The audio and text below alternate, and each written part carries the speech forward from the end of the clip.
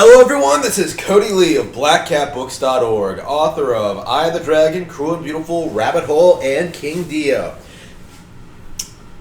With the recent release of Metroid Dread, there's been a lot of discussion about how good the game is online. I've talked about it. I've made numerous videos talking about its strong points. I made a somewhat critical review when I first reviewed it because, I didn't think this was the best Metroid game or anything like that. I still stand by it, but the more I think about the game, the more I look back on it, there is no doubt in my mind that this was a great game. I had issues with it. I thought it wasn't the best Metroid game or anything like that, but all in all, I greatly enjoy my time with it and will continue to play this game going forward. Now, the thing about Metroid Dread is seeing how well it's been received and how well it's been selling and how high the Metacritic score is. I've also seen a lot of attempts at subverting and destroying the game critically, right? We have, of course, talked a lot about David Jaffe and his inability to figure out basic Metroid mechanics. We talked about that a couple of times, and what's more, the thing I'm noticing now is that people on 4chan, who I believe must be dedicated trolls or shills trying to downplay Nintendo successes. We are seeing Pretendos on 4chan pretend that Metroid Dread has an issue with its length. Oh man, 7 hours? That's ridiculous. You're telling me I have to pay $60 for a 7-hour long game? No, thank you. It's it's one of the most laughable things I think I've ever seen in my life, because anyone who's played a 2D Metroid game before knows how these games work. They know how they function. They know their typical design philosophy. A relatively short experience that's high quality all the way through. Super was like this, Fusion was like this, the original Metroid was like this, Samus Returns was like this.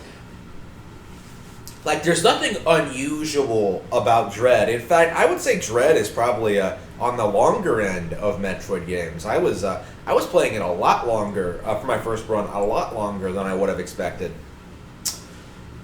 It all comes down to how the game works, right? You have if the game was padded out, if the map was bigger, if there was more stuff going on, it would ruin that addicting pacing of just exploring, finding new power-ups, and doing new things that you couldn't do before, right?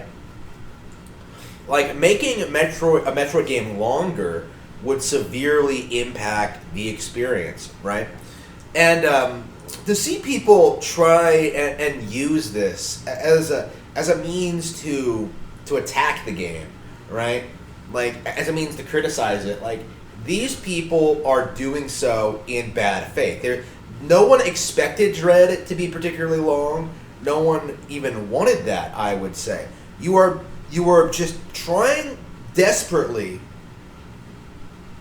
I think, at this point, to say that people who are happy with Dread, who are happy with Metroid, who are happy with Nintendo, who are happy with the Nintendo Switch, are just delusional fanboys who have no idea what's actually out there. That's what they're trying to do.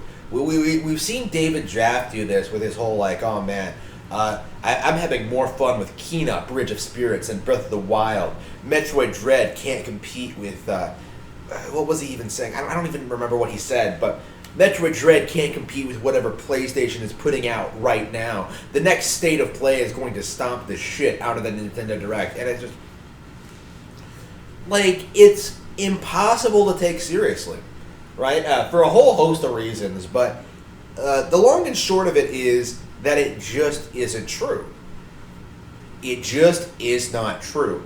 Metroid Dread is not only good, it's easily one of the best games of the year. I would say it has a lot more mainstream appeal than No More Heroes 3 or maybe New Pokemon Snap, games that I personally prefer. I think people have a bit more of are a bit more willing to get into Metroid in this day and age. I think the series is a lot more respected than it used to be, and I think it's reached the point where like it will end up becoming a bigger franchise. I think it has a dedicated enough following for it to continue to succeed with each new successive entry, assuming the quality stands up. That is, of course, is a concern, whether or not Prime 4 is going to be as good as this, but I think it will be. Like, I am very optimistic about the future of Metroid after this game, right? It's weird to me, very weird to me, to see so many people trying to downplay the obvious. That not only is Metroid Dread a success, but that Nintendo is doing very, very well, and that and that Nintendo Switch will continue to do very, very well in the very near future.